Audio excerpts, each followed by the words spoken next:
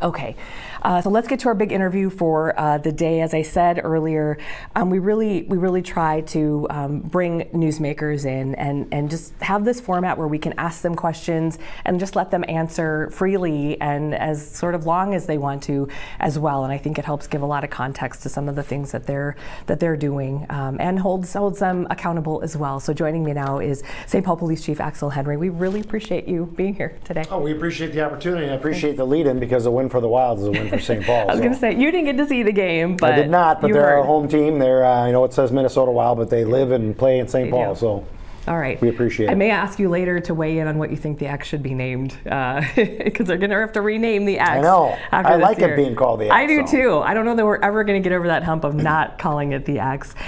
So let's start. You became chief in 2022, for those of you who may not be familiar with your background, but you've been serving St. Paul now for more than 20 years in different capacities, so this is not your first rodeo. But I'm curious, as chief in this last couple of years, what has that been like for you from that perspective, which is really unique?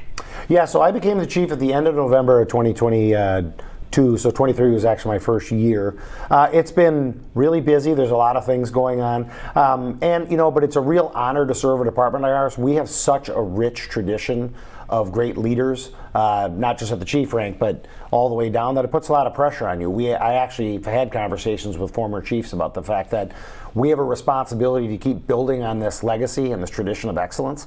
And so there's a little bit of it where it's like the analogy that sometimes is used is it's like laying a layer of bricks. Yeah.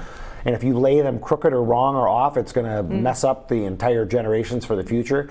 And that can put some pressure on you. But it's something I'm very flattered and honored to be selected to do. And we have such a great department with great people that they make it easier. Yeah. Do people still, do they ever call you Chief Axel ever? Happens all the time. I mean, his last name was very close to my first name. And it's funny, when I first came on, his nickname was Axe. My nickname has been Axe since I was a little kid. Yeah. And some people were saying, and I'm a lot physically taller and bigger than he is, and people were saying, well, we'll call you Big Axe, and people would say, well, you can't, he's been here longer, so he has to be, so everyone was like, well, he's not Small Axe because he's a lot taller. But yeah, that happens all the time. Yeah.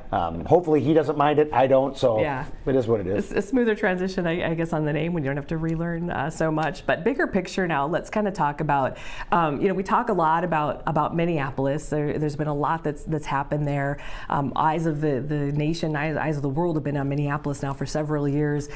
So we don't get to talk as much about St. Paul. So bigger picture, overall crime picture, give us a sense of where you're at on some of these, especially like the major crimes.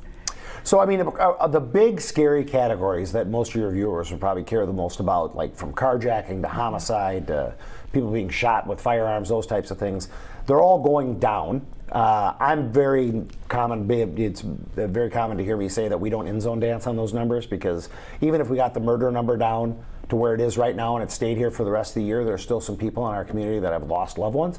So I don't think they'd appreciate the chief being happy about those numbers, but we're obviously really happy with the trends.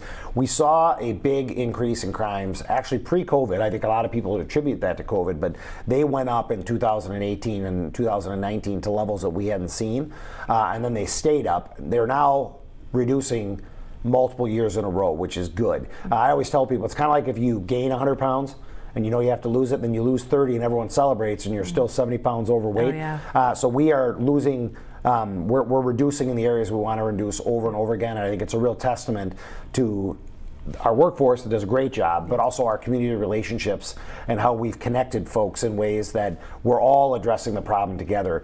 Police departments, contrary to popular belief, don't make communities safe. They're a part of the community, and it's the community that makes it safe. Yeah. And we have to operate in concert with one another for that to be successful. Would you say that's the game changer for you guys, is the community relationships, or is that really the one thing that's kind of driving the I don't want to say success, but driving the numbers down? Yeah. I wouldn't call it a game changer simply because those relationships have been built over decades. So it isn't like Axel Henry comes in and that starts. Sure. But it is the secret sauce, I would say, to what the things that we do well. And I think it's also the place you can point to almost every time when something falls apart.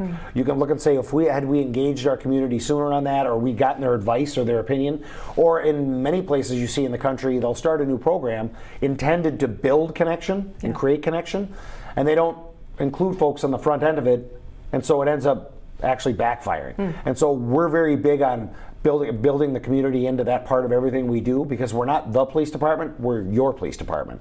And so you should have a say as to why we do things and how we do them so that we can work better together. What are the biggest obstacles for you then in getting to lowering crime numbers and making public safety safer? Well, it's an obstacle, but it's also an opportunity, is that St. Paul has got wonderful community, great businesses, great individuals, very generous people that care and they want to contribute. And so it's the obstacle, but it's the opportunity in that making the connections, getting folks connected. And sometimes that's not, you need to be connected to the police department, it's getting this business or this organization connected with this group, and we just stand back and allow that to happen. But the police department, and particularly the chief job, is so connected and in touch with all these at certain tables that sometimes my job is to simply say, I'm probably not the right person to be at this table. We should get those folks over here at the table, and let's solve that problem together. Because if we can prevent crimes, that's always way, way better than solving. Yeah.